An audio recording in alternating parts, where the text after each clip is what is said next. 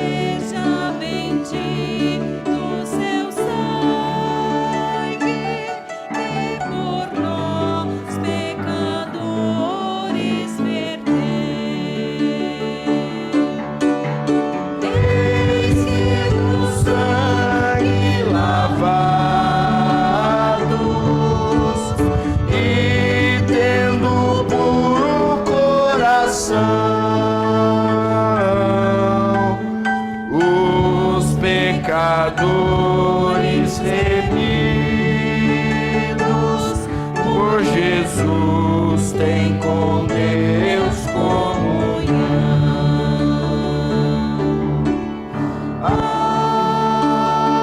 Vou mais que a neve,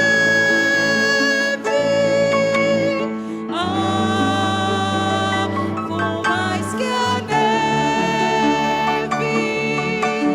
sem neste sangue lavado, mais alvo que a neve eu estou.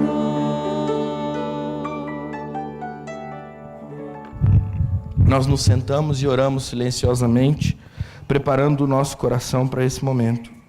E daqui a alguns instantes, nosso irmão presbítero Celso ora, clamando a Deus que nos perdoe e também que prepare o nosso coração para a ceia do Senhor. Vamos orar?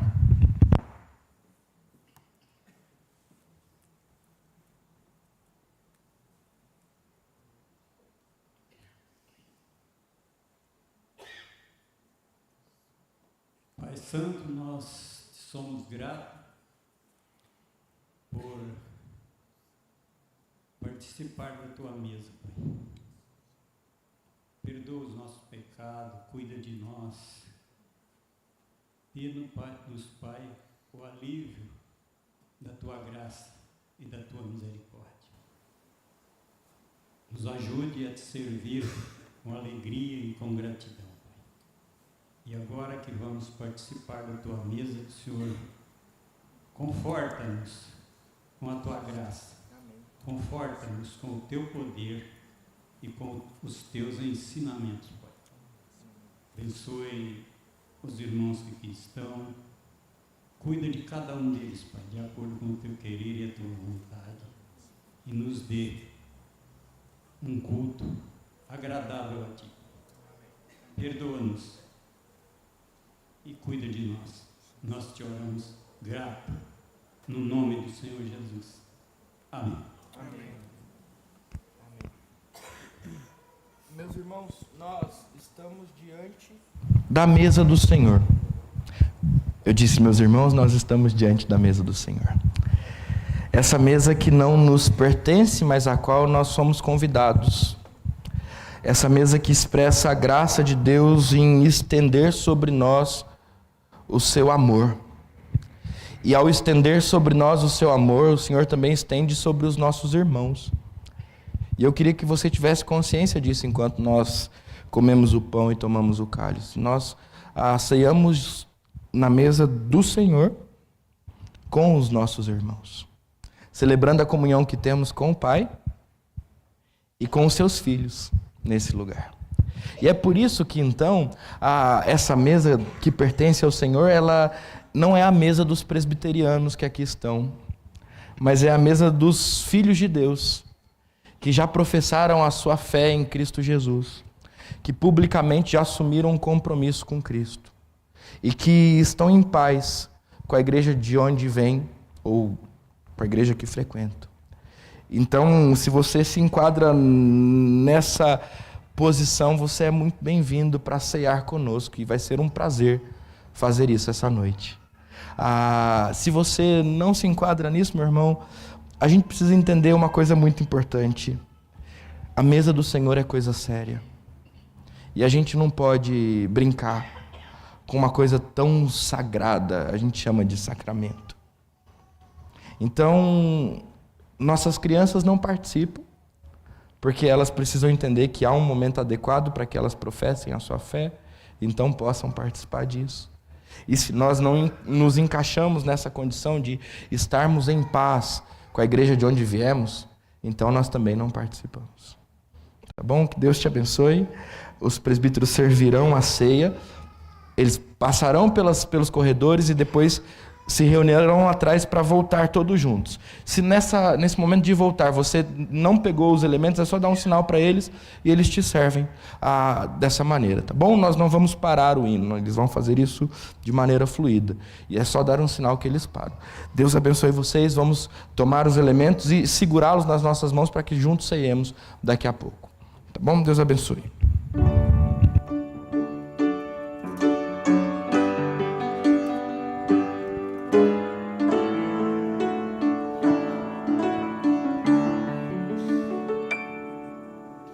Quão espinhosa coroa que Jesus por nós suportou. Oh,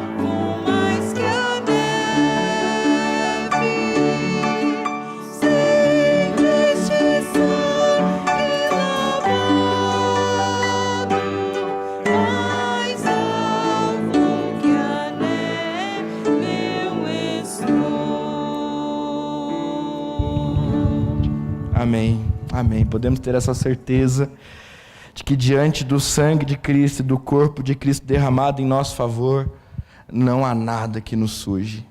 Não há pecado que nos impeça de nos aproximarmos da presença do Pai, porque o sangue de Cristo Jesus nos purifica de todo pecado.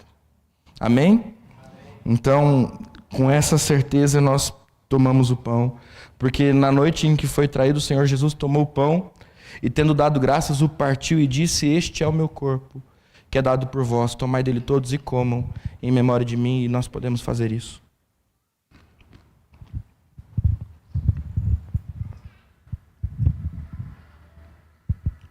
E de maneira semelhante, após haver ceado, o Senhor Jesus tomou o cálice e disse: este é o meu sangue, sangue da nova aliança derramado por vós para perdão de pecados. Tomai dele todos e bebam em memória de mim. Nós podemos beber.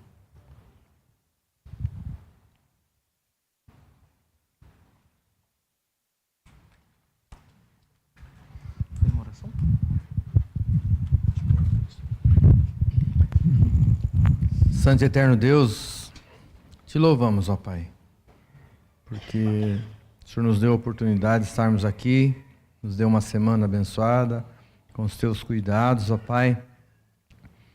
Em especial também o Senhor nos deu a oportunidade de estarmos ceando como família do Senhor, no meio a um culto a Ti, Senhor Deus.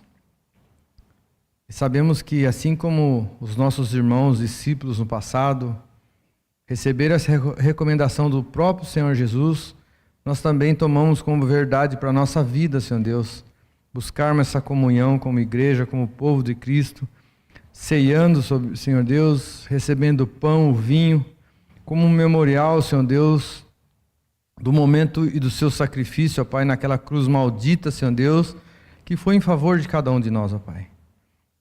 Todos nós estávamos perdidos, todos nós estávamos prestes a um destino terrível, Senhor Deus, mas através desse ato do Senhor Jesus se entregar por nós, ó Pai, morrendo naquela cruz, Senhor Deus, recordamos isso até que o Senhor volte e nos leve para junto de Ti, ó Pai. Assim como a Tua palavra foi lida nesta noite, Senhor Deus, nos mostramos que somos cordeiros de Ti, somos co-irmãos do Senhor Jesus, filhos de Deus também, através do sangue e através do corpo de Cristo, Senhor Deus. Por isso nós te louvamos, ó Pai, te agradecemos por esse momento tão precioso na nossa vida. Renova em cada um de nós essa fé. Renova em cada um de nós a presença do Teu Espírito Santo, para que possamos, como igreja do Senhor Jesus, como família de Deus, como os filhos do Deus Altíssimo, sermos usados por Ti, Senhor Deus, para propagar o Teu Evangelho, para falar das Tuas bênçãos, Senhor Deus, para que muitas vidas se acheguem a Ti através do Senhor nos usando, ó Pai. Teu Espírito Santo nos dê discernimento, nos dê palavras certas, posturas corretas, Senhor Deus, e que o nosso pecado que tão terrivelmente nos persegue, Senhor Deus, a nossa mente e o nosso coração, possa ser quebrado em nome de Jesus, Senhor Deus. Possa ser interrompido e que nós possamos ter consciência que somos filhos de Deus através de Jesus, ó Pai. Te louvamos por isso, ó Deus. Continua, Senhor Deus, a receber cada ato desse culto, por só o Senhor é digno de todo louvor, toda honra e toda glória. Em nome de Jesus. Amém. Amém. Muito bem, nós vamos continuar louvando o nome do nosso Deus. Eu quero convidar o grupo de louvor para assumir aqui à frente. Enquanto eles vêm, eu vou te lembrar que esse é o primeiro domingo do mês e junto com os nossos dízimos e ofertas, nós consagramos a oferta missionária. Então, se você veio preparado para isso, por favor, fique à vontade. Todo dinheiro sem destino descrito que cai nos gasofiláceos hoje é destinado à missão ou a missões, e é assim que nós temos feito nesses últimos anos. E se você nos visita, por favor, não se constranja. É um privilégio que nós temos, o de sustentar a obra de Deus nesse lugar. Deus abençoe você. Nós vamos louvar o Senhor.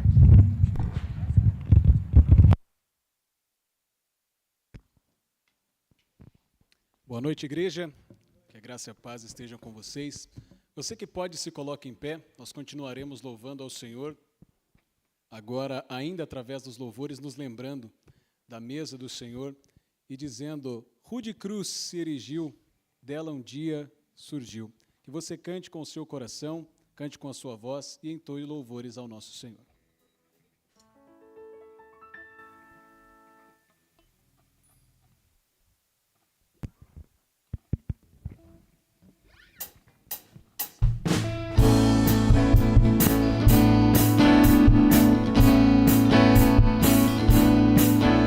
De cruz se erigiu, ela o dia fugiu, como emblema de vergonha e dor.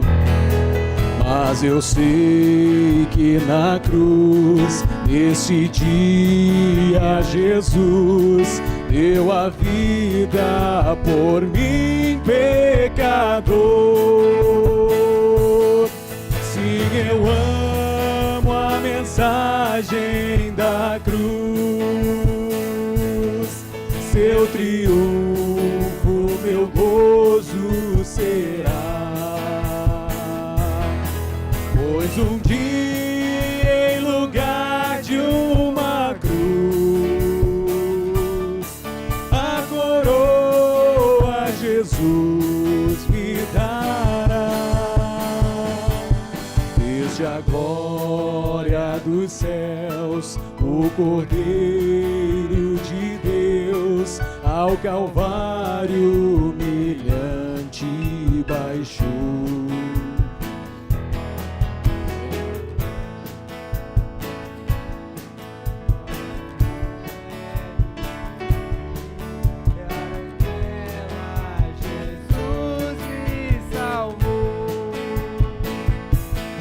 Sim, eu amo a mensagem da cruz, é morrer, eu a vou proclamar, pois um dia, em lugar de uma cruz, a coroa Jesus me dará.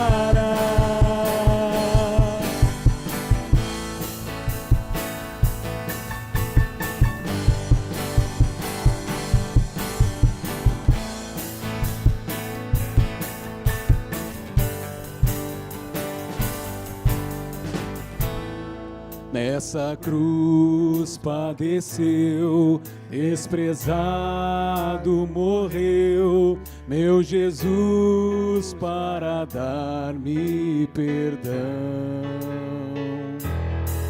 Eu me alegro na cruz, ela vem graça e luz para minha santificação. Sim, eu amo a mensagem da cruz, seu triunfo, meu gozo será.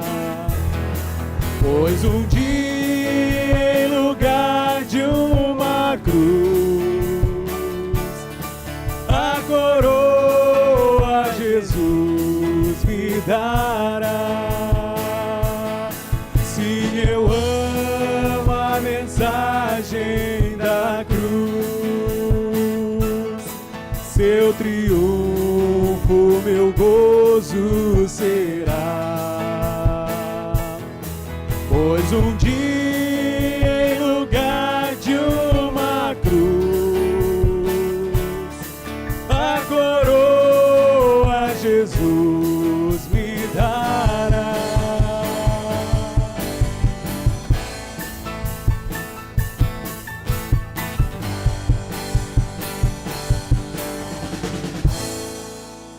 Como é bom, Senhor, louvar ao Seu nome, estar ante a Tua presença e nos lembrar daquilo que o Senhor um dia fez por nós. Que o Senhor receba os nossos louvores, prepare nossos corações e que nós possamos Te adorar em espírito e em verdade. No nome do Senhor Jesus. Amém. Para você ver como às vezes a tecnologia nos surpreende, né? Mas isso é bom porque o louvor ele é feito não apenas por nós que estamos aqui na frente, mas por toda a congregação. Então, se alguma coisa acontece aqui, vocês continuam e assim nós adoramos ao nome do Senhor. E é por este sangue vertido na cruz que nós louvamos ao nome dele e dizemos que somos livres.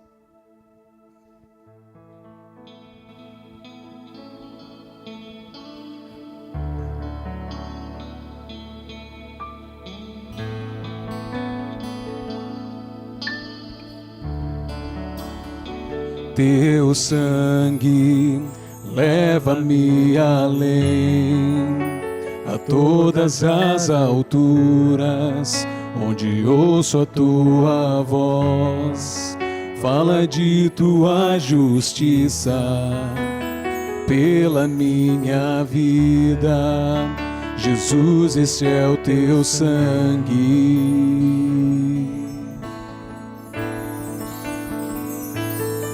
Tua cruz mostra tua graça, fala do amor do Pai, que prepara para nós um caminho para Ele, onde posso me achegar somente pelo sangue.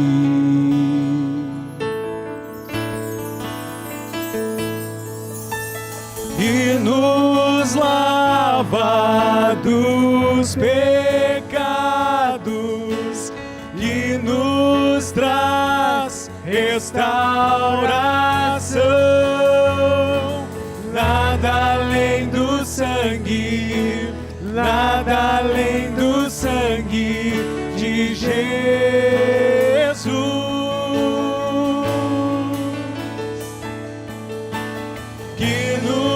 Faz brancos como a neve, aceitos como amigos de Deus.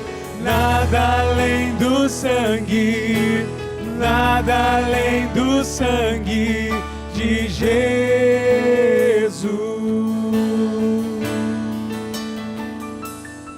Tua cruz mostra tua graça, fala do amor do Pai, que prepara para nós um caminho para Ele, onde posso me achegar somente pelo sangue.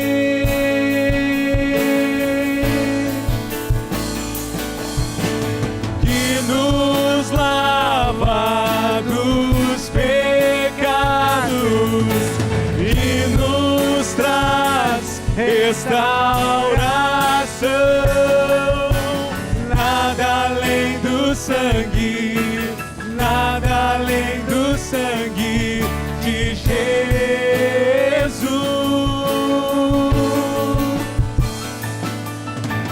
que nos faz brancos como a neve, aceitos como amigos de Deus. Nada além do sangue, nada além do sangue de Jesus.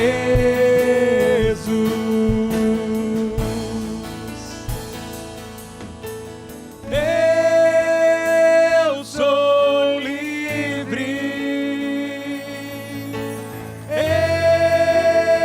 eu sou livre. Nada além do sangue, nada além do sangue de Jesus.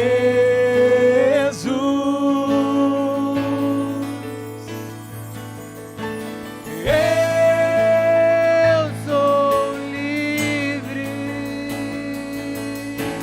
eu sou livre. Nada além do sangue, nada além do sangue de Jesus.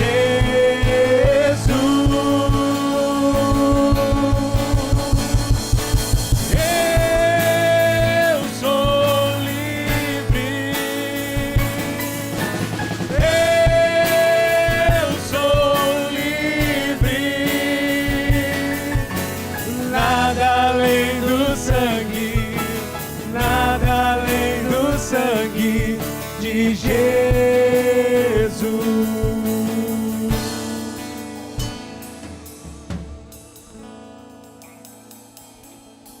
E mais uma vez nós cantaremos Santo para Sempre, uma música nova que estamos aprendendo juntos, que você possa meditar no seu coração.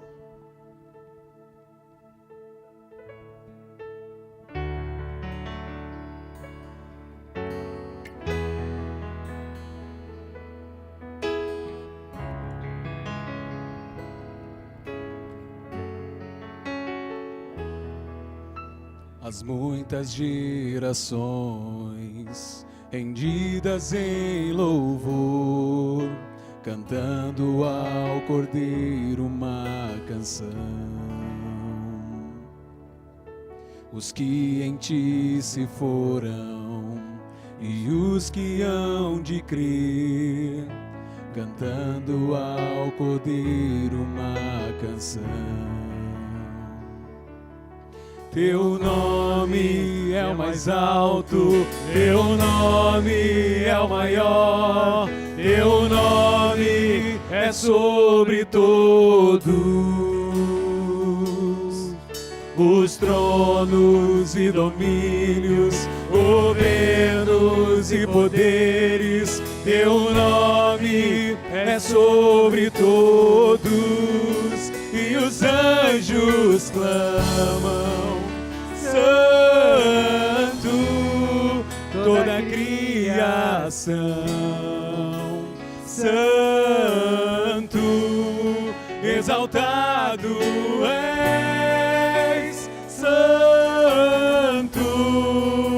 Santo para sempre.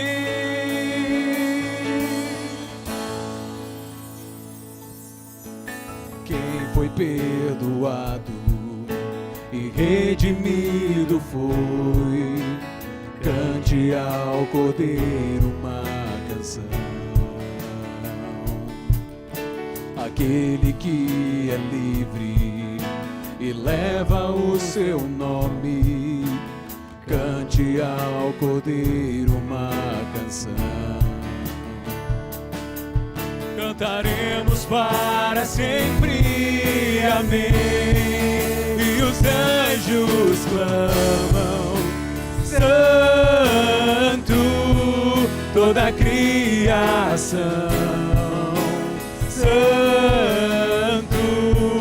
exaltado és, Santo, Santo para sempre. O teu povo canta, Santo, sim ao Rei dos Reis, Santo, tu sempre serás, Santo, Santo para sempre.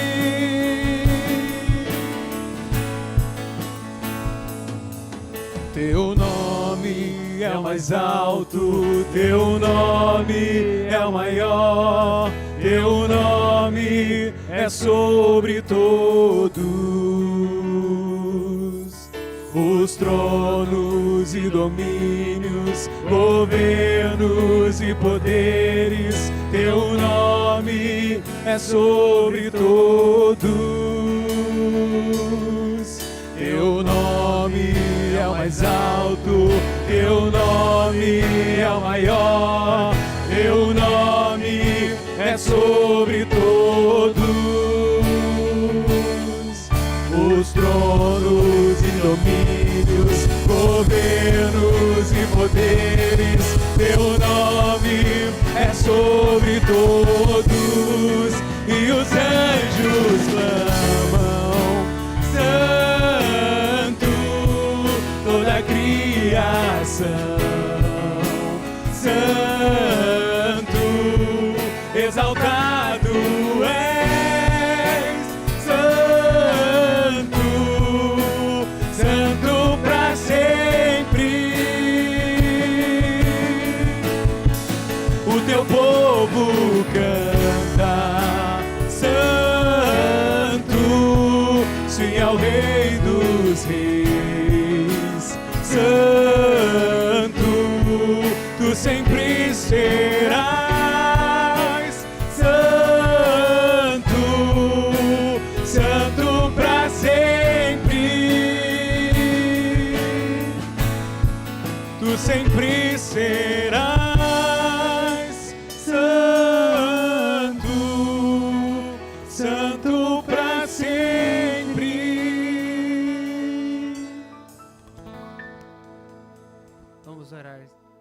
Senhor Deus e Pai, muito obrigado, Senhor. Obrigado por essa oportunidade de estarmos aqui para louvar, honrar o Seu nome, Senhor, e aprender cada dia mais da Sua palavra. Obrigado por termos essa oportunidade de estarmos aqui, Senhor, juntos, congregando o Senhor.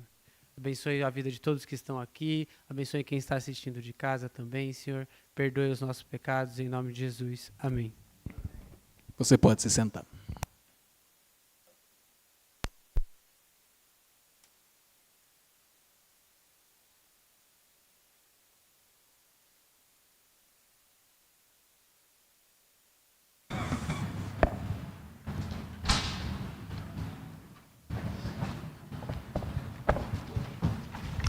Muito bem, as nossas crianças hoje ficam, mas se você tem um bebê e precisa usar o berçário, nós estamos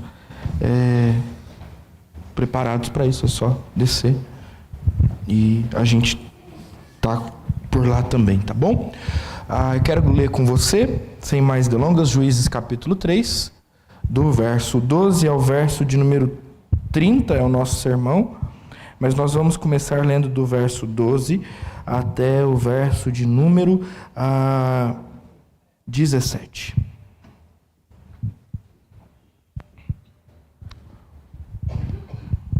Juízes capítulo 3, do verso 12 ao verso 17, tá bom? E aí, as crianças que vão ficar, elas têm lá o boletim do culto e tem que pegar lá porque o desenho hoje é divertido.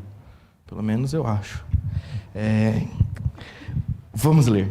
Os filhos de Israel tornaram a fazer o que era mal aos olhos do Senhor. Por isso o Senhor deu poder a Eglon, rei dos Moabitas, contra Israel, porque fizeram o que era mal aos olhos do Senhor. Eglon se juntou com os filhos de Amon e os amalequitas, foi e derrotou Israel. E eles se apoderaram das cidades das palmeiras. E os filhos de Israel serviram Eglon, rei dos Moabitas, durante 18 anos. Então os filhos de Israel clamaram ao Senhor, e o Senhor lhes suscitou um libertador, Eude, homem canhoto, filho de Gera, benjamita.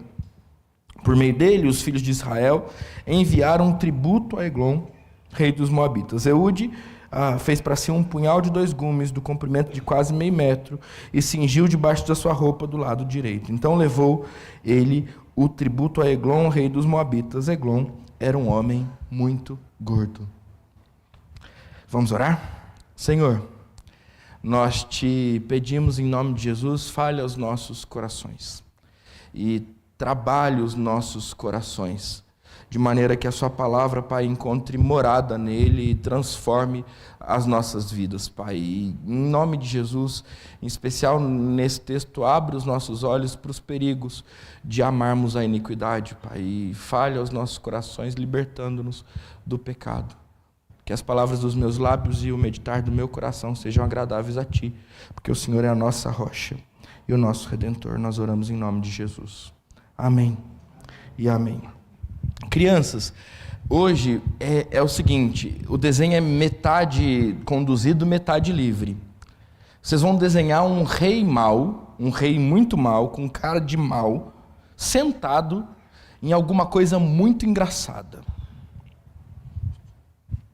Um rei mau sentado num carrossel, um rei mau sentado num pinico. Não fui eu que falei.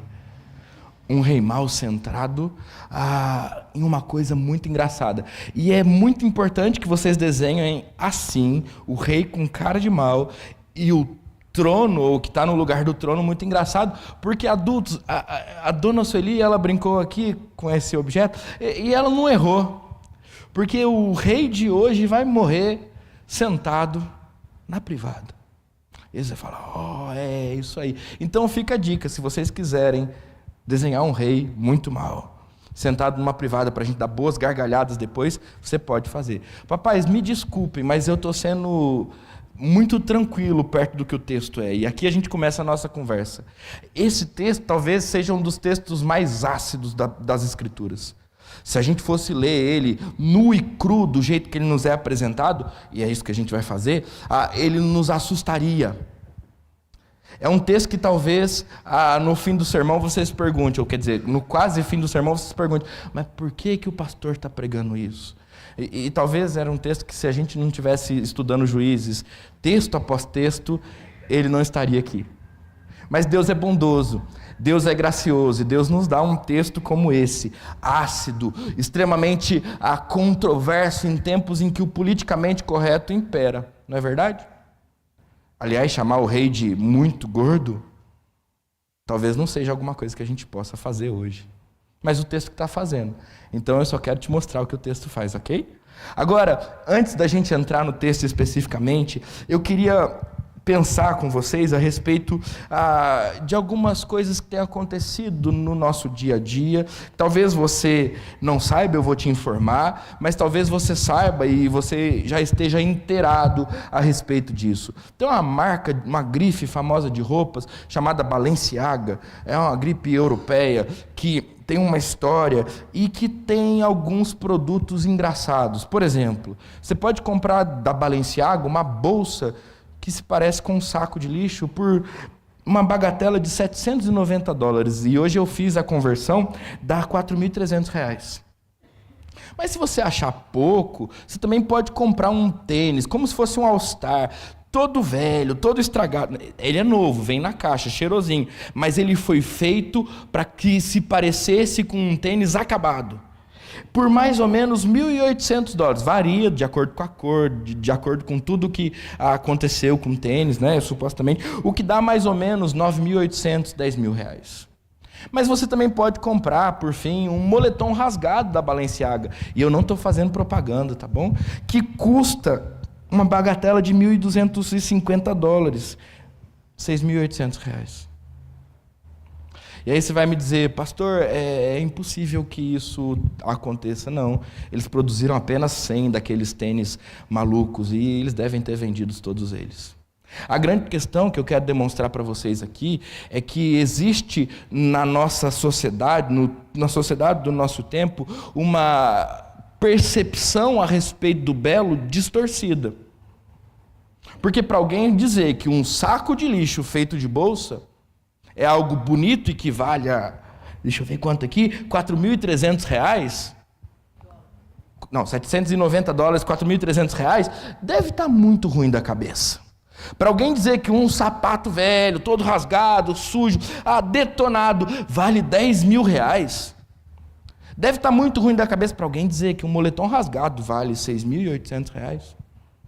Deve estar muito ruim da cabeça. Mas hoje as pessoas dizem que vale, as pessoas pagam o preço. E tudo isso vem sendo vendido diante dos nossos olhos, distorcendo o que se tem por belo na sociedade.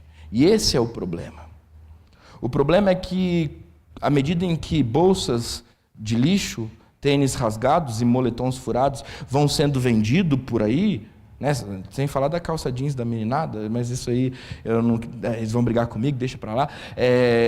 Vão sendo vendidos por aí, a gente vai perdendo a noção do que de fato é bonito.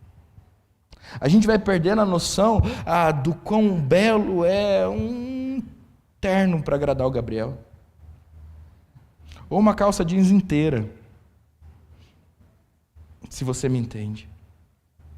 A gente vai perdendo a noção do quanto é bonito uma roupa passada. E do quanto é legal você combinar as coisas. Relógio, então, não se usa mais. E os brincos e colares que as mulheres têm usado porque estão na moda, eles estão lá para questionar esse conceito de belo. Mas tem um problema nisso tudo, porque se parasse por aí, estava tudo bem. Essa mesma marca, Balenciaga, depois de lançar todas essas belas peças, fez uma campanha publicitária na internet, onde ela colocava crianças segurando bolsas com conotação sexual. Eu não vou me delongar nisso, tem criança na sala. Eles colocaram crianças segurando bolsas com conotação sexual, das mais pesadas possíveis. Porque a intenção daqueles que questionam o que é belo e transformam o horrível, o tenebroso em algo aceitável, não é parar por aí, mas é questionar o que é bom e transformar o que é mal em algo tolerável aos nossos olhos. E aqui está o ponto em que eu queria chegar para que a gente pudesse entrar no texto de hoje. Eu quero te dizer com muito carinho, que nós estamos numa sociedade que distorceu o conceito de belo e de bom. E que hoje se acostumou com o feio e com o mal. E estando no meio dessa sociedade, é bem possível que eu e você já tenhamos sido contaminados até certo ponto. E não consigamos mais perceber o quão horripilante, ao mesmo tempo que frágil, o quão amedrontador, ao mesmo tempo que ironicamente engraçado o mal é. E o texto de hoje ele serve exatamente para isso, para nos lembrar quão patético é o mal diante do Deus bondoso e belo. Quando a gente lê o texto, a gente vê o povo de Israel entrando num ciclo dos juízes, né? Eles fazem o que é mal perante o Senhor. E dessa vez, Deus levanta um rei chamado Eglon, que é da tribo, ou que é do povo de Moabe. Aqui a gente precisa puxar um pouco na memória. Se você quiser puxar um pouco sua Bíblia para trás, a gente vai lá para Gênesis 19, capítulo 19, versículos 36 e 38, para a gente aprender a origem do povo de Moabe. Talvez você já saiba. Moabe é um dos filhos de Ló. Ló é o sobrinho de Abraão, lembra? E aí tem aquela história bonita, né? Que Ló estava morando em Sodoma e Gomorra com suas filhas e com sua esposa. E Deus avisou que ia destruir a cidade. Eles saíram da cidade. A esposa virou uma estátua de sal no meio do caminho e eles continuaram fugindo. E aí eles estão no capítulo 19 de Gênesis, diante de uma questão muito importante. As filhas de Ló se deparam com o fato de que eles não têm descendência para postergar ou para continuar o nome de Ló. E elas têm uma ideia brilhante. Por que a gente não embebeda o pai e se deita com ele? Bonito, né? Bom. Ah, pastor, mas naquela situação talvez eu fizesse a mesma coisa. Cuidado. Porque o mal é mal em qualquer situação e o feio é feio em qualquer momento. Mas elas embebedam o pai. E embebedando o pai por 2 noites seguidas, elas concebem filhos do pai, que vão nascer. E vão ser chamados de Moabe e de Amon. Não Ramon. Hoje de manhã a gente teve uma confusão aqui. Amon, não Ramon. Você me entendeu, né? E então, aqui surgem os moabitas e os amonitas, de uma situação terrivelmente má. Tempos depois, ou melhor dizendo, já que a gente abriu em Gênesis 19, vamos ler os versos 36, 37 e 38, para a gente ver isso aqui, não apenas eu contando, mas o texto dizendo para a gente. E assim, as 2 filhas de Ló ficaram grávidas do próprio pai. A primogênita deu à luz a um filho e lhe deu o nome de Moabe, e este é o pai dos moabitas até o dia de hoje. A mais nova também deu à luz a um filho e lhe deu o nome de Ben-Ami, esse é o pai dos amonitas até o dia de hoje.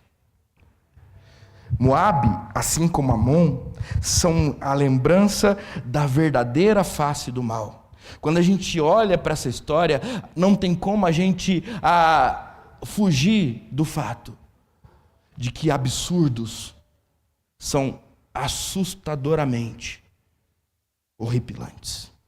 Não é verdade? Mas o texto que a gente está lendo hoje, Juízes capítulo 3, descreve Eglon não apenas como um moabita que se aliou com os amonitas, mas também traz um tom de ironia, no próprio nome de Eglon. O nome de Eglon, na verdade, é um nome feminino, não masculino.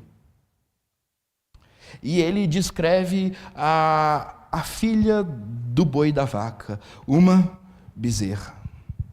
Um rei chamado de Bezerra. E não vem com essa ideia de que Bezerra da Silva, não, porque isso aqui é coisa brasileira. A ideia lá é de fato, de fazer chacota do rei. Insinuar coisas que o politicamente correto não nos deixa insinuar, mas o texto está insinuando. falar das características afeminadas de um rei fraco. Como assim fraco? Simplesmente assim, fraco. Por que o senhor está dizendo isso, pastor? Pelo seguinte, no versículo 12 a gente lê o seguinte: por isso o Senhor deu poder a Eglon. Mas é normal, Deus dá poder aos outros reis. Volta comigo lá no capítulo 3, versículo de número 8, e vê se Deus dá poder a Cusã-Risataim.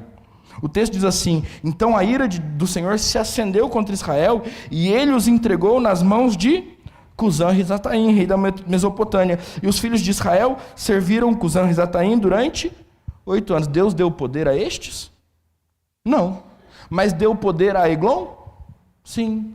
Porque o rei afeminado é fraco. E não basta apenas receber o poder de Deus, ele ainda precisa se aliar a outros 2 povos, os amonitas e os amalequitas, para conseguir dominar sobre o povo de Israel. Perceba que o que está sendo construído aqui é uma imagem caricata de um rei fraco, ainda que mau, de um rei feio e horrorosamente mau. O que o escritor de Juízes está fazendo, e eu quero te convidar a fazer comigo no fim do culto, é debochar de um mal que não reina sobre o povo de Israel.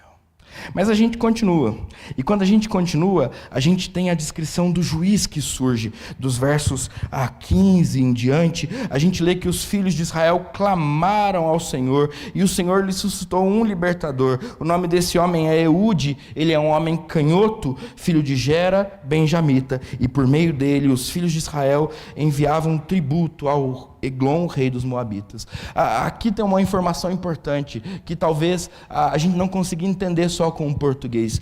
Eude é homem canhoto. Se a gente for para o hebraico, na verdade, a expressão lá não é que ele é canhoto, como eu sou canhoto, é que ele tem o lado direito impedido. Isso pode fazer menção a 2 coisas, e eu vou ficar com a segunda. A primeira é que ele talvez tivesse uma espécie de paralisia desse lado, o que não faz sentido para o texto. A segunda, e eu opto por essa porque lá em Juízes capítulo 20, versos 15 e 16, a gente lê o seguinte: e naquele dia os filhos de Benjamim convocaram das suas cidades 26.000 homens que puxavam da espada, além dos moradores de Gibeá, dos quais reuniram 700 homens escolhidos. Entre todo este povo havia 700 homens escolhidos, canhotos, que atiravam com a funda e eram capazes de acertar uma pedra num fio de cabelo sem nunca errar. Esse versículo nos dá a ideia de que os canhotos descritos aqui eram homens que passavam por um treinamento onde a sua mão direita era amarrada para que eles desenvolvessem a habilidade de lutar com a mão esquerda. A perícia militar.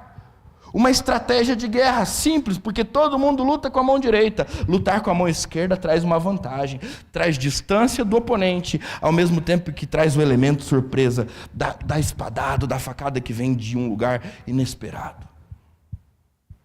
Então nós não estamos falando de um juiz que estava lá cuidando das vacas no curral e de repente foi chamado para lutar por Israel. Nós estamos falando de um homem de guerra. Alguém que foi treinado e que vai libertar o povo de uma maneira talvez não tão bonita assim. E aí o texto continua. Quando a gente ainda olha para o texto, a gente tem Eude também sendo descrito não apenas como um guerreiro treinado, mas também como um diplomata, porque é por meio dele que os filhos de Israel enviam tributo a Eglon, o rei dos Moabitas. E em algum momento, a gente continua lendo aqui, a gente vai perceber que não apenas Eude é aquele que leva o tributo, mas ele é também alguém que tem certo acesso à câmara de Eglon. Porque aqui na frente ele vai dizer para aqueles que o acompanham, podem ir, eu vou ficar. E ele volta. depois de ter pagado o tributo, e ele se dirige ao rei, e ele consegue o que ele quer. Perceba, eu ainda não estou chegando em como tudo aconteceu, mas o que eu quero te chamar a atenção é que se Eglon é descrito como um rei mau e feio, Eude é descrito como um juiz forte, estrategista e, em certo sentido, poderoso. É interessante porque, se você se lembra de Otiniel, a gente lê que Otiniel foi cheio do Espírito por Deus. Mas você não vai ver essa informação a respeito de Eude. Eude não liberta o povo pelo Espírito do Senhor. Ele é um instrumento de Deus, mas ele não tem o Espírito.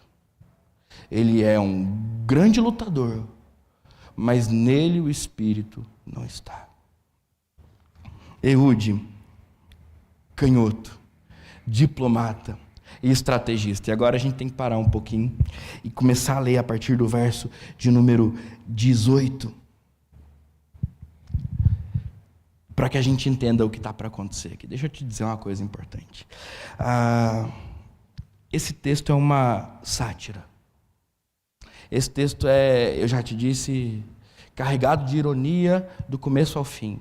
Mas especificamente esse trecho que a gente vai ler, ele é um trecho que tem uma linguagem trazida lá do livro de Levíticos, que remonta à ideia de um cordeiro sendo sacrificado.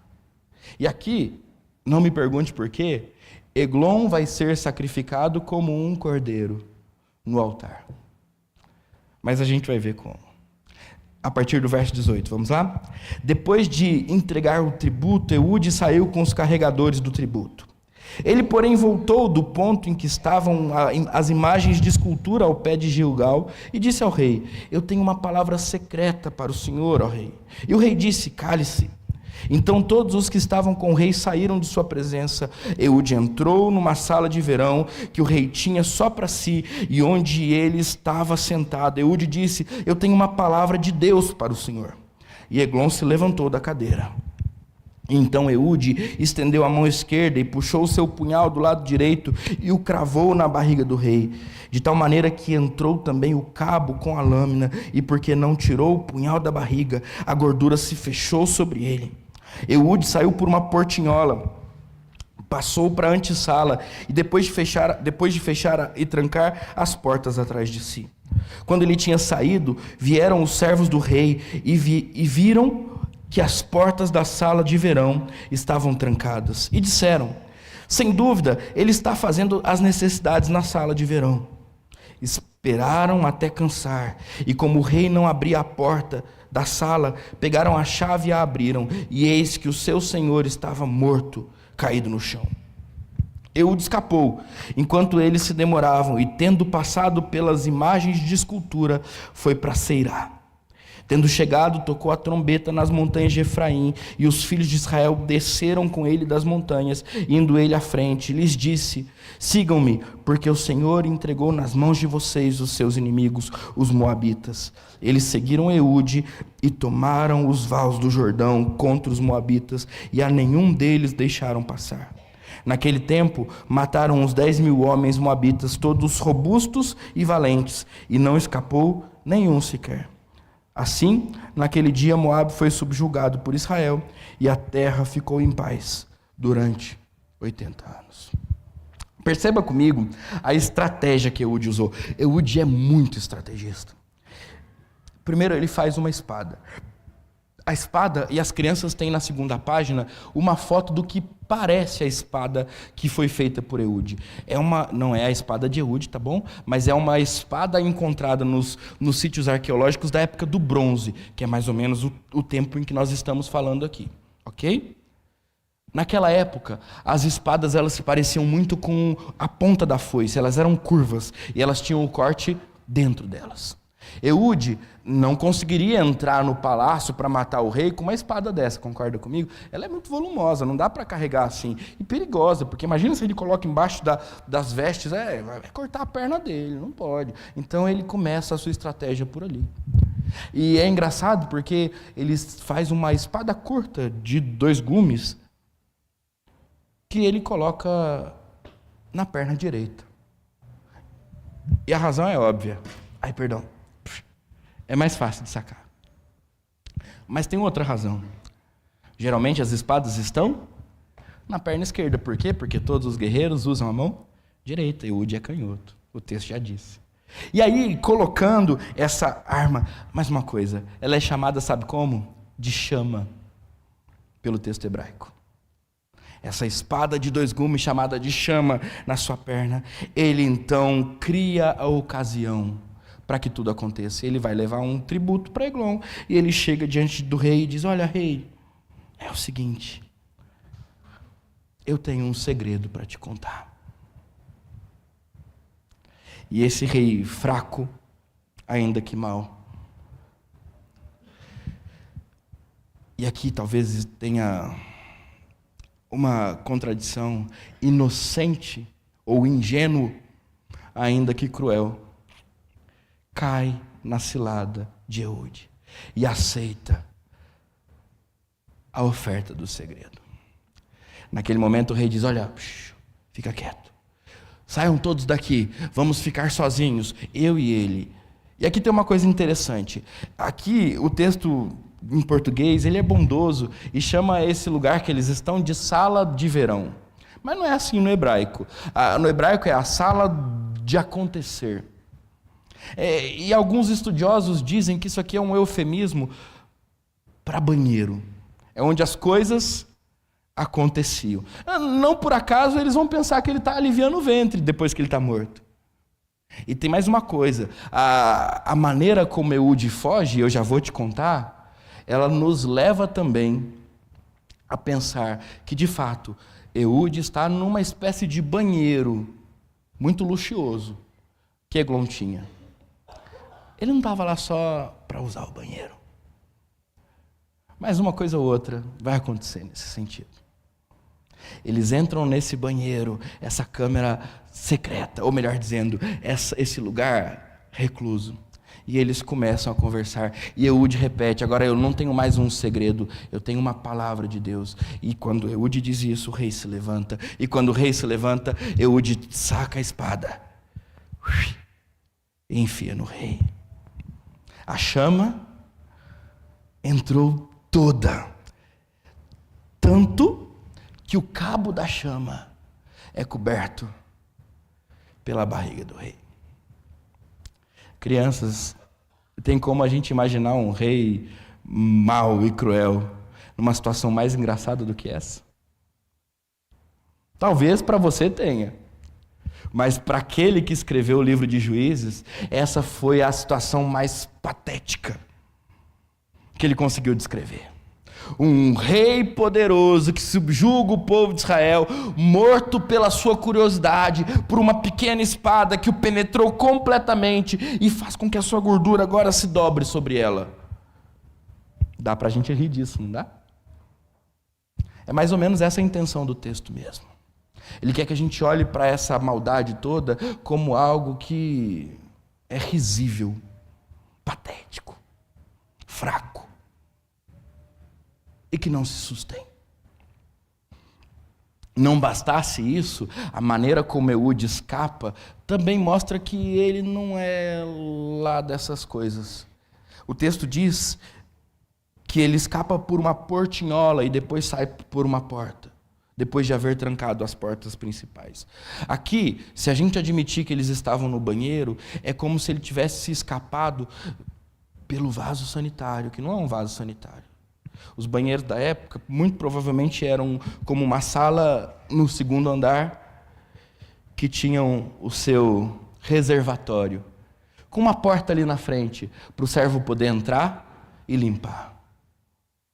Eude, o juiz que não tem o Espírito de Deus, depois de apunhalar o rei com a sua mão esquerda, desce literalmente, não pelo ralo, mas pela descarga.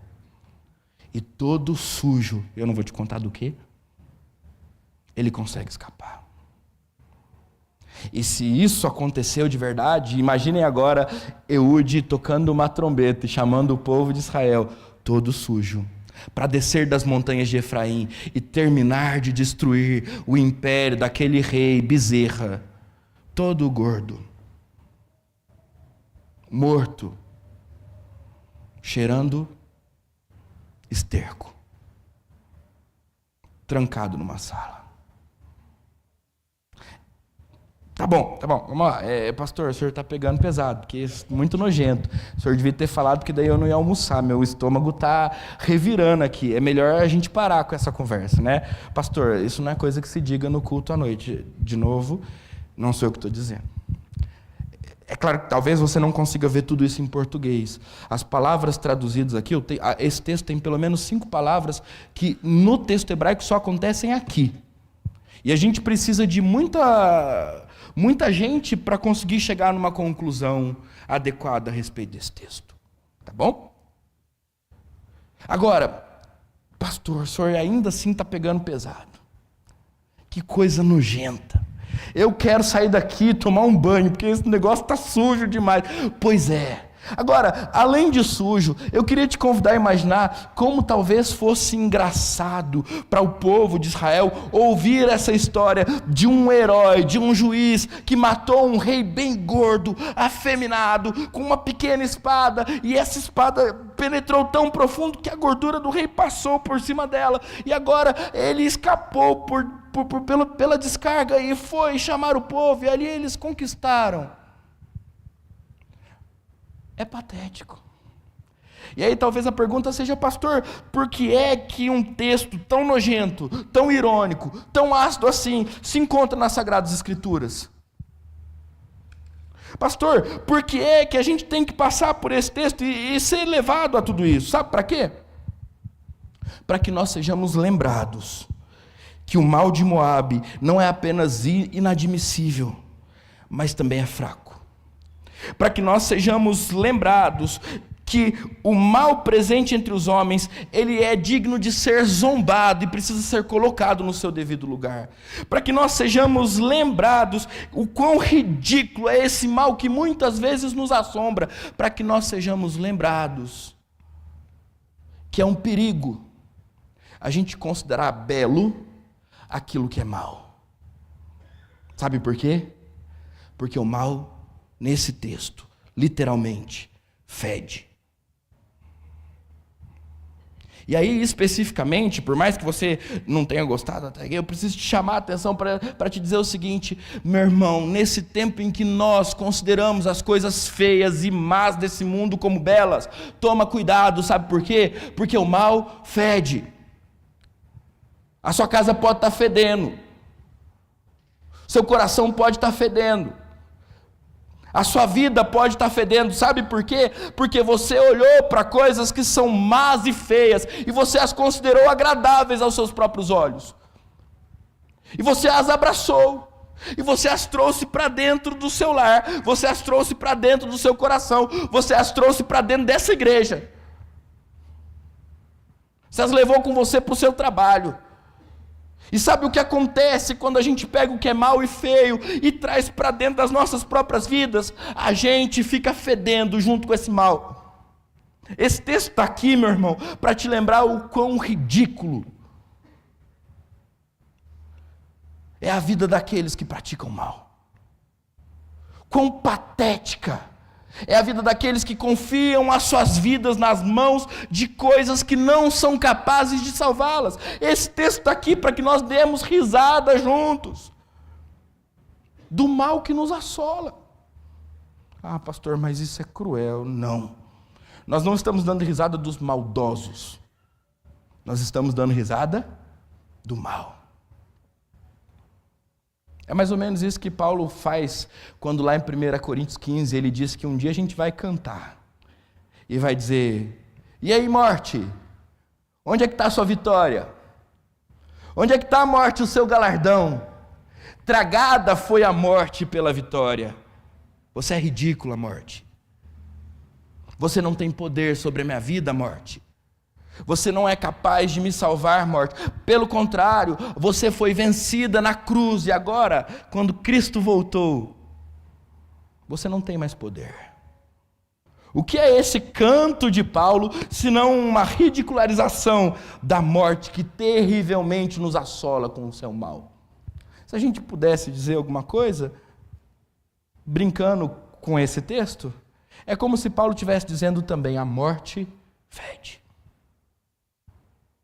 E fede muito. Meus irmãos, eu quero repetir, eu quero trazer ao seu coração essa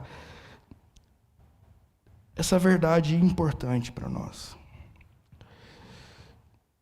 Nós não podemos negociar os valores do Evangelho, trocando aquilo que é belo e bom por aquilo que é feio e mau.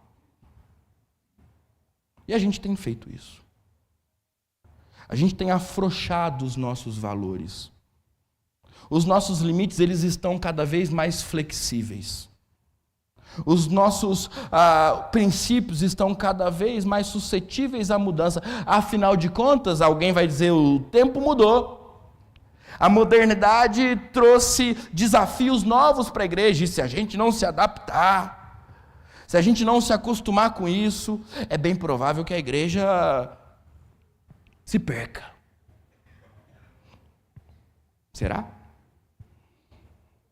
Meus irmãos, a igreja não é o lugar onde nós abraçamos o mal e trazemos aqui para dentro, e então ficamos fedendo por causa disso. A igreja é o lugar onde nós abraçamos as pessoas que dia após dia são libertas do mal pelo sangue de Cristo Jesus, e aí nós as trazemos aqui para dentro, damos um banho e trazemos a comunhão do povo de Cristo. Essa pessoa vai se tornar o bom perfume de Cristo, ela não vai mais feder. Mas nós precisamos nos lembrar disso. Porque de repente, e agora eu vou pegar um pouco no seu pé, e o problema é seu, não é meu. Talvez o problema não seja nem seu, seja daqueles que aqui não estão. De repente, acompanhar o resultado de uma eleição se torna mais belo do que ir ao culto diante do Rei de todo o universo. De repente, assistir um jogo de futebol se torna mais belo do que ir ao culto adorar o Deus que é glorioso e poderoso, maravilhoso e bondoso. De repente, o fantástico se torna mais atraente do que a vida de Cristo dividida com os meus irmãos. Percebe como é que a gente tem trocado naturalmente o belo pelo mal? Ou o belo pelo feio? E o bom pelo mal? Para você começar a trazer valores progressistas e de desenvolvimento da humanidade aqui para dentro, não demora muito, sabe por quê? Você não está ouvindo o sermão. Você está ouvindo aquele lixo de reportagem que o Fantástico produz, enviesada por uma ideologia demoníaca. E aqui eu não estou falando de Rede Globo, não é enviesada porque está no mundo caído do pecado, ok? Não tem nada a ver com a palavra de Deus. Ninguém lê a Bíblia no Fantástico. É verdade ou não é? Pelo menos eu acho que é, porque eu não assisto, né? Estou aqui. E aí você não se envolve com a igreja no meio da semana, porque, de novo, você tem os seus afazeres, que são mais belos do que qualquer outra coisa, do que aprender a palavra de Deus. E, de novo, não quero que a gente seja legalista para forçar a barra aqui e trazer pessoas que não podem estar aqui para cá, tá bom? Eu estou querendo que você considere a sua vida diante de Deus. Eu estou querendo que você considere o seu coração diante de Deus. E que você faça a pergunta, será que você não tem vindo e não tem se envolvido com a igreja? Não é apenas uma questão de programação, é uma questão de vivermos juntos diante de Cristo Jesus, de dividirmos a mesma vida juntos. Porque você tem considerado belas outras coisas que não a palavra de Deus? Cuidado, vai feder. E é o texto que está dizendo. Como o seu compromisso com a palavra, com uma vida de oração, com a igreja do Senhor Jesus, reflete esse senso de beleza que você carrega com você, ou não reflete? Mas eu quero terminar, para vocês não acharem que eu estou indo longe demais. E talvez você, depois de ver essa derrota rápida e patética do mau Eglon, você me pergunte o seguinte: pode vir alguma coisa boa de Moabe? Afinal de contas, Moabe começou como um país que surgiu de uma relação incestuosa. A filha enganando o pai, se deitando com ele e tendo um filho. horrível. A prova de que é horrível é que agora Eglon, pateticamente, é destruído por um juiz que nem o Espírito Santo de Deus tem. Será que pode vir uma coisa boa de Eglon? Ou, perdão, de Moabe? O que você acha? Posso te lembrar? Passa algumas páginas, alguns capítulos. Vai para o próximo livro da sua Bíblia. Gênesis, Êxodo, Levítico, Números, Josué, Juízes, Ruth. Na época dos juízes começa Ruth. Houve grande fome na terra de Belém. O que fez com que Sara não, me ajuda aqui. Elimeleque, sua esposa e os seus filhos, Malom e Quilion, o nome não é Mara, depois que ela vira Mara, por isso que eu confundi com Sara. O nome da sua esposa não vai ver agora, mas o que fez com que essa família saísse de Belém e fosse para Moabe. De novo Moabe, tá vendo? De novo Moabe. E em Moabe, a cidade que encarna o mal, aparentemente, o que acontece?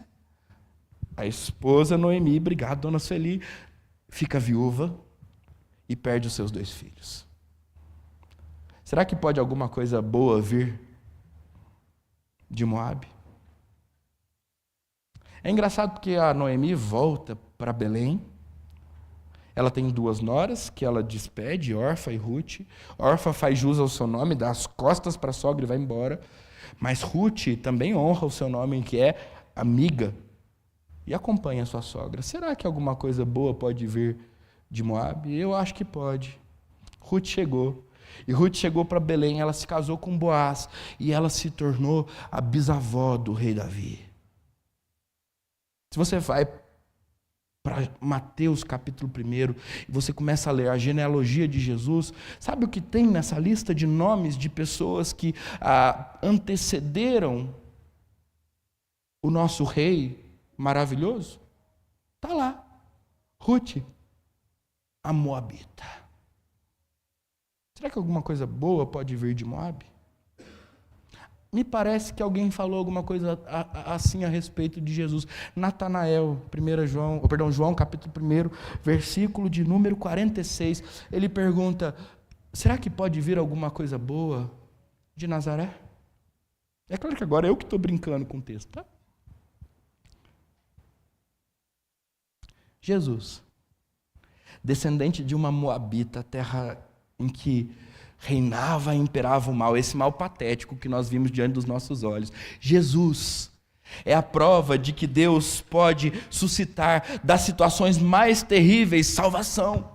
É a prova de que Deus pode fazer com as vidas mais tomadas pelo mal transformação. Jesus é a notícia de que Deus lida com as coisas sujas e complicadas da vida dos seus filhos, sem se sujar. Pasmem. Eude desceu pelo ralo, todo sujo. Mas quando Jesus vem, ele lida com a minha sujeira e com a sua sujeira. Ele debocha dela, obviamente, porque a sujeira é ridícula perto da sua beleza e bondade. E sem se sujar, o filho da Moabita nos salva, nos redime, nos lava, nos purifica. E se isso não te faz rever aquilo que é belo de fato, e separar daquilo que é horrível e mal, eu não sei mais o que pode te fazer, ou o que pode te levar a isso. Porque quando nós olhamos para o filho da Moabita, Jesus, limpando-nos dos nossos pecados, com a sua glória manifesta, nós não vemos um rei ridículo sentado num pinico. Foi muito boa a imagem. Nós vemos um rei belo e maravilhoso, assentado num trono glorioso e poderoso. Um rei reluzente e doce, disposto a nos lavar e salvar. Deixa Jesus tirar a sujeira do seu coração. Deixa Jesus tirar a sujeira da sua casa. Vamos deixar Jesus tirar a sujeira de dentro da nossa igreja. Eu quero te convidar a olhar para Jesus, porque Ele é o resumo daquilo que é belo. Ele é a expressão exata do ser de Deus. E quando nós olharmos para Cristo Jesus, assumindo a sua beleza como o nosso padrão de vida, a gente vai olhar para o pecado e sabe o que vai acontecer? Ele não vai ser mais interessante. Ele vai inclusive ser feio aos nossos próprios olhos. A gente vai olhar para as palavras de Jesus e ouvir as palavras de Jesus entrando no nosso coração. São palavras de vida e não de morte. E quando a gente pensar em fazer uma fofoca, sabe o que vai acontecer? A gente vai se lembrar do Jesus belo e bom que fala palavras de vida, e a gente talvez mude de ideia quanto a levar essa história para frente. Palavrão, então, eu não preciso nem te dizer, né? Meus irmãos, o ponto final do meu sermão é exatamente o fato de que Jesus é a expressão exata de tudo aquilo que é mais belo, mais santo e mais puro que existe no universo, que Ele mesmo criou. E se nós olharmos para Jesus, nós perceberemos o quão mal nós somos, o quão mal o mundo é, e o quanto nós carecemos de que esse sangue que nós aqui hoje nos lembramos, nos lave e nos purifique. Eu quero terminar te lembrando de 1 João capítulo 1, versículo 9, que diz que se nós confessarmos os nossos pecados, Ele é fiel e justo para nos perdoar os pecados e nos purificar de toda iniquidade. Deixa Jesus lavar a sujeira do seu coração. Deixa Jesus lavar a sujeira da sua casa. Deixa Jesus lavar, ou deixemos Jesus lavar a sujeira dessa igreja. Não fique fedendo. Em nome de Jesus. Amém. Vamos orar? Senhor, obrigado, porque por mais nojento que esse texto que nós lemos seja, por mais ácido que ele seja, por mais irônico que ele seja, ele é muito importante para nós. Porque ele nos lembra de quão ridículo é o mal que nós constantemente praticamos. De quão horrível ele é. De quão patético ele é. E Pai, em nome de Jesus, à medida em que nós agora somos convidados a olhar para o Teu Filho e para a obra do Teu Filho em nosso favor, o Senhor possa nos purificar e nos lavar de toda iniquidade.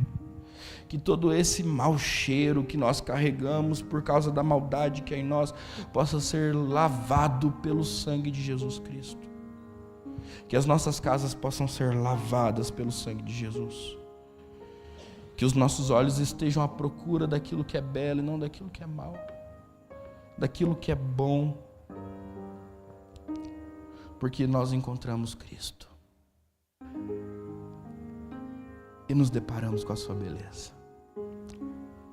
Assim como Jó diz no seu livro, nós queremos fazer uma aliança com os nossos olhos, Pai, para não pecar contra Ti. Queremos que os nossos olhos procurem os seus, em Cristo Jesus. E queremos ser impactados com a beleza de Cristo, transformados pela beleza de Cristo, revestidos com a beleza de Cristo. Pai, essa é a nossa oração, que a beleza de Cristo habite em nós, à medida em que o Espírito Santo desse mesmo Cristo é derramado sobre os nossos corações. Em nome de Jesus. Amém. E amém. E agora, irmãos, que a graça do Senhor Jesus, o amor de Deus o Pai e as consolações ternas do Espírito Santo de Deus estejam sobre vocês e sobre vocês permaneçam hoje e sempre.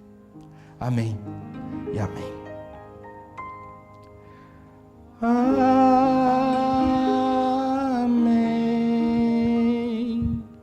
Amém.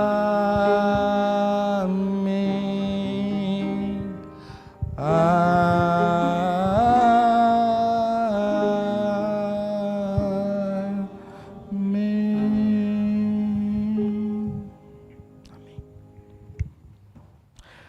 Muito bem, se você nos visita pela segunda, terceira, quarta vez, se você voltou depois de um tempo, seja muito bem-vindo. É muito bom ter você com a gente.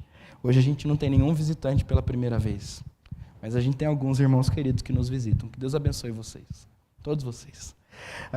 Irmãos, alguns avisos, na verdade muitos avisos, mas eu vou tentar ser breve e separei eles em blocos para a gente ser um pouco mais rápido aqui. Então, o primeiro aviso é que nós estamos já nos preparando para o ano que vem, fazendo as eleições das diretorias dos departamentos e sociedades internas da igreja. Então, no próximo sábado, dia 12, a UMP se reúne para eleger sua diretoria.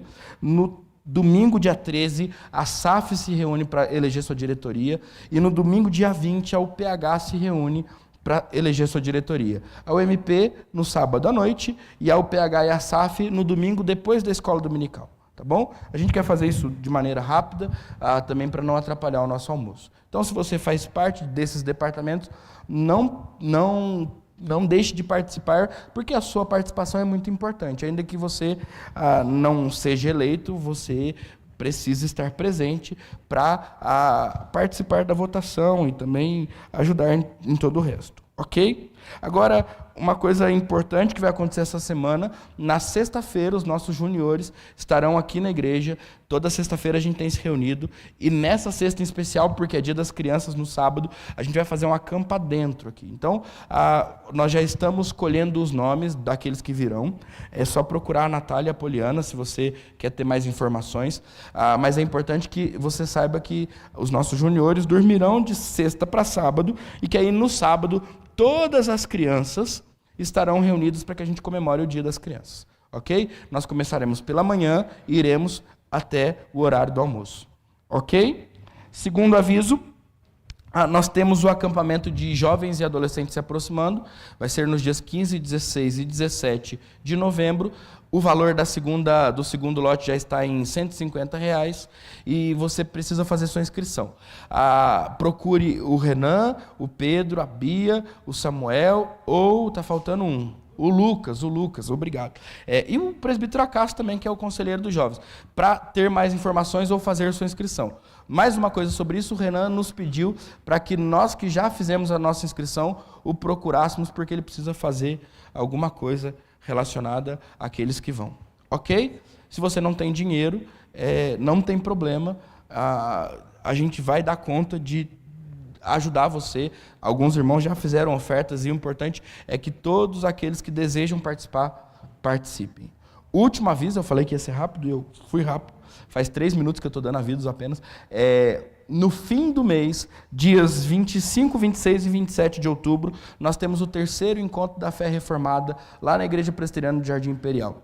Vem para palestrar o reverendo Mateus Inácio, um pastor da Igreja Presbiteriana Redenção, lá em Brasília, um pastor muito abençoado, que tem me abençoado muito com os seus sermões, eu sempre o escuto na internet, professor de pregação do Seminário Presbiteriano de Brasília, com uma formação maravilhosa, com doutorado nos Estados Unidos, se eu não me engano, vem para falar conosco sobre cosmovisão cristã. E vai ser uma bênção. Além dele, o cantor Vitor Quevedo também estará aqui, e o Beto e a Vanja, que vocês conheceram lá no aniversário da igreja, também conduzirão o louvor em outros momentos. Então vai ser um tempo muito especial, tudo isso por R$ 50, e de novo, dinheiro não é problema, dinheiro é solução, a gente resolve se você não tiver mesmo como pagar, e o importante é que você faça a sua inscrição para que a gente consiga se organizar. Tá bom? Então o link foi colocado hoje no grupo de aviso da igreja. É só entrar lá e fazer. Se para você está difícil fazer a inscrição, porque tem que fazer tudo online, e você deseja participar, é só me procurar durante a semana e a gente já dá um jeito nesse sentido. Ok? Então é isso. Que Deus abençoe todos vocês, que todos tenhamos uma excelente semana, abençoados pela graça e pela presença de Jesus, cercados das belezas da glória de Cristo. E não se esqueça, nós oramos e oramos sempre para que essa semana Jesus nos dê a oportunidade de falar do seu nome para pelo menos uma pessoa. Faça essa oração, busque isso diante do Senhor e nós vamos ser bênção por onde nós passarmos. Amém? Que Deus te abençoe e te espero à porta para cumprimentá-lo.